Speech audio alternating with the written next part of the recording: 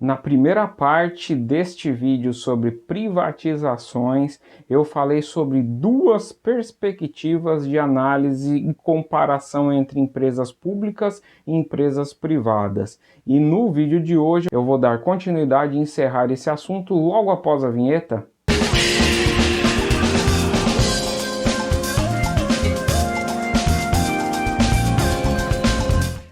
E aí pessoal, bem-vindos ao canal Ciências e Negócios. Meu nome é Leonardo Freitas e no vídeo de hoje nós vamos dar continuidade ao tema privatização. No vídeo anterior, conforme eu tinha alertado no começo, eu falei que provavelmente teria que dividir esse vídeo em duas partes e teve que acontecer porque o vídeo ficou longo, então agora nós vamos dar seguimento à segunda parte desse vídeo. Só que antes, não se esqueça, entre no nosso canal, se inscreva no nosso canal, no YouTube Ciências e Negócios, no Instagram @Ciências e Negócios. Ajude esse canal a crescer, se inscreva, dê like, ative o sininho, ative as notificações e ajude a espalhar também esse vídeo. Você conhece um amigo, tem um conhecido, um pai, uma mãe que de repente tem dúvidas sobre esse tema e algum debate sobre esse tema, mande esse vídeo para eles. Eu garanto que isso vai ajudar eles a entender melhor esse tema, tá certo?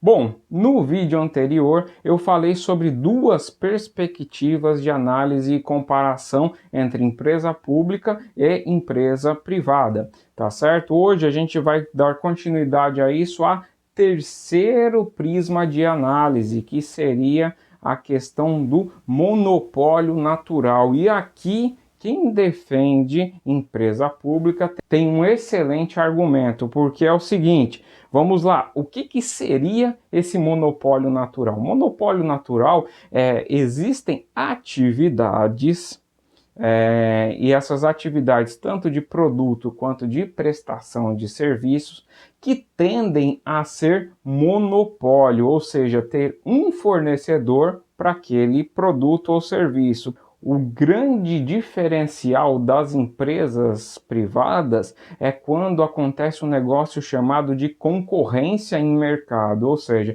você tem diversas empresas fornecendo os mesmos produtos e serviços ou produtos e serviços similares, e isso faz com que haja uma concorrência e essa concorrência beneficia o consumidor final, porque essa concorrência faz com que melhore a qualidade do produto, porque um quer vencer o outro, e diminua o preço final também, justamente pelo mesmo motivo, pela sobrevivência de mercado, as empresas baixam seus preços e pretendem te entregar um produto melhor, de melhor qualidade do que o seu concorrente. Já quando o serviço ou o produto ele tende a ser monopólio, é um problema. Justamente porque elimina justamente o ponto positivo das empresas privadas para o cliente final, que é o mercado. E o que seria isso? Eu vou dar um exemplo: energia elétrica.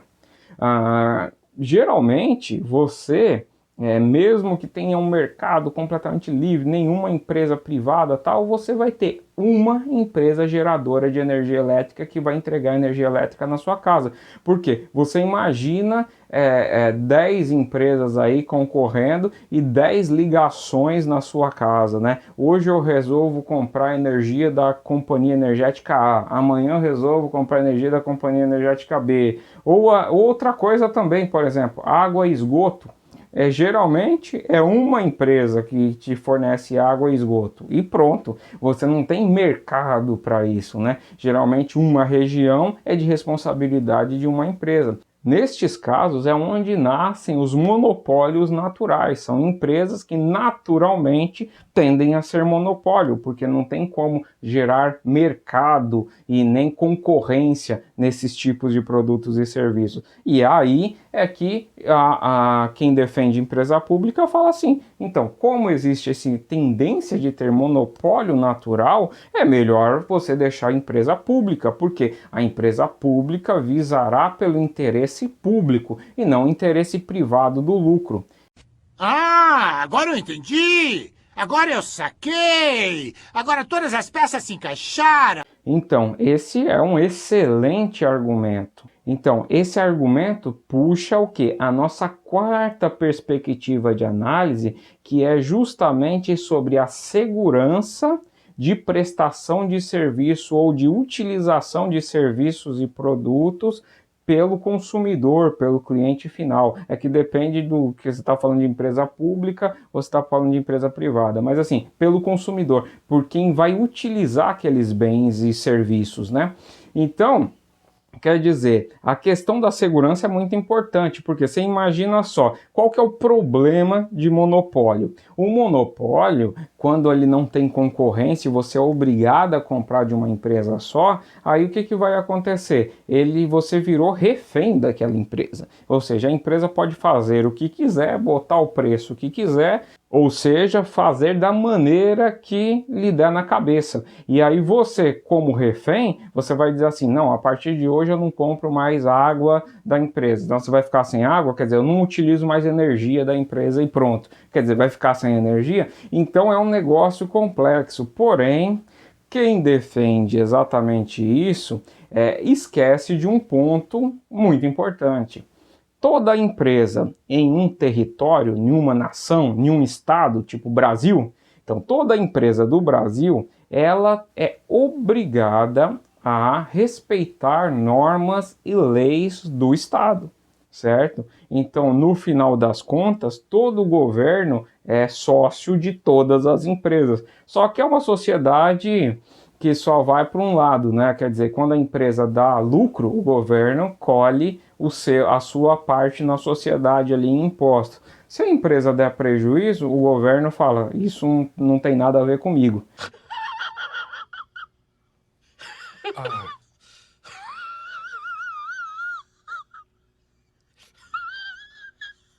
Então, quer dizer, é uma sociedade que só traz benefício. E outra coisa, como sócio, o governo dita regras de funcionamento.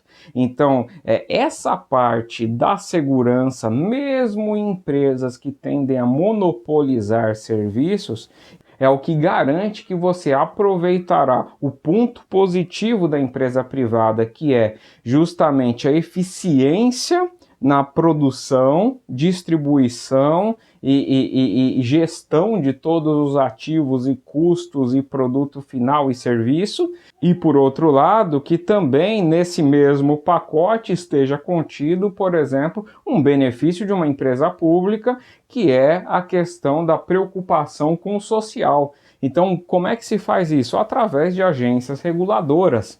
Então, você tem, por exemplo, a Agência Nacional de Águas, você tem a ANEEL, que é a Agência Nacional de Energia Elétrica, então, tem agência de petróleo, quer dizer, são agências que vão ditar como que deve funcionar o mercado e o nível de intervenção dessas agências na empresa vai depender do nível de mercado dessas empresas. Então, nesse ponto é onde quem defende a empresa privada se ancora, fala assim, não importa, mesmo que o mercado tenha essa tendência de ser monopolizado, você tem agências reguladoras que justamente trabalham para garantir o interesse público na prestação do serviço ou do produto. Então, quer dizer, isso vai estar bem direcionado nessa questão.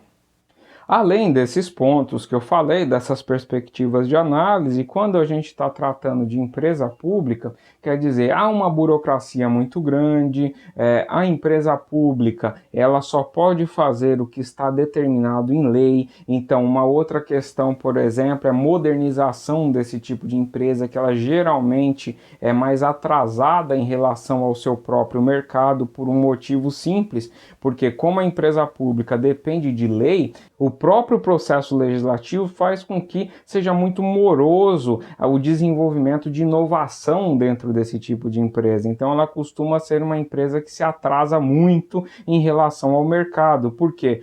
Bom, para você que não sabe, existe uma diferença básica na legislação do seguinte: todo ente público ele só pode agir no limite da lei. Isso é constitucional, tá? Então isso é muito importante você entender essa parte para você entender do que eu estou falando. Assim, um ente público, e aí você pode considerar assim, uma empresa pública também, ela só pode fazer o que a lei lhe autoriza. Então isso é uma regra de um ente público. Imagina que se não tivesse essa regra, por exemplo, você tem lá um departamento de polícia que foi designado para combater o crime e de repente dá na cabeça do gestor ali, do cabeça, do presidente daquele departamento de polícia e fala assim, não, a partir de hoje eu quero também, sei lá, colocar uma empresa de ônibus para prestar serviço de entrega de correspondência.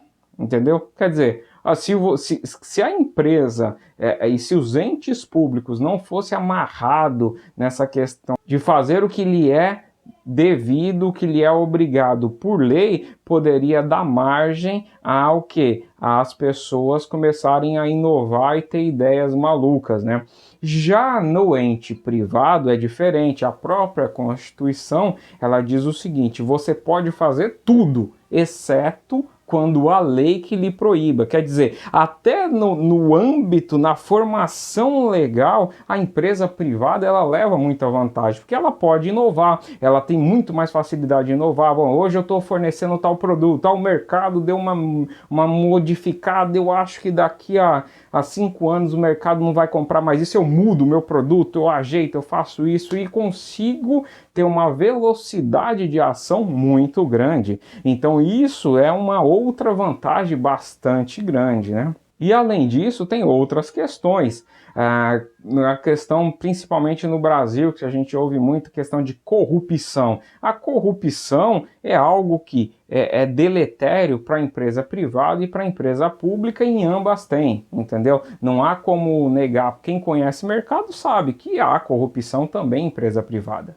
Mas a diferença é o seguinte, quando você está lidando com uma empresa privada, a corrupção ela não deteriora o tesouro da nação, ela deteriora o dinheiro do dono da empresa privada. Entendeu? Então, é do interesse do dono combater isso o máximo possível. E quando você está falando de uma empresa privada, que é um ente pequenininho em comparação ao Estado, então quer dizer, até a ação e a reação para esse tipo de crime ou de desvio e tal, é muito mais rápido do que no ente público, por exemplo. Que aí, no ente público é muito diferente, porque aí você tem questões políticas envolvidas, questões de indicação, questões disso, daquilo, que acaba questões legais, inclusive. Então, quer dizer, isso dificulta o combate à corrupção, porque, de novo, é lei nova, é isso. Você, uma vez que você contrata servidores ou funcionários para uma empresa pública, é muito diferente de servidores e funcionários para uma empresa privada. Então, quer dizer, existem inúmeras vantagens da empresa privada em relação à empresa pública. O meu objetivo com esses 2 vídeos foi justamente esse, trazer alguns pontos, algumas perspectivas, várias ideias para fazer uma análise o mais completa possível. Eu espero que vocês tenham gostado. Se tiver mais algum ponto, alguma coisa que de repente vocês têm dúvida, ou de repente algum ponto que eu não tratei, porque esse assunto é um assunto complexo e muito extenso, a gente ia precisar de uma série de vídeos, digamos, para tratar isso no detalhe, em todos os detalhes. Mas assim, se ficou algum ponto, deixe comentário, escreva aí, me manda mensagem, porque que talvez eu possa pegar esses comentários e fazer um terceiro vídeo complementando tudo isso que a gente discutiu aqui, tá certo? Eu agradeço vocês que assistiram os 2 vídeos, muito obrigado, até o próximo vídeo e tchau, tchau!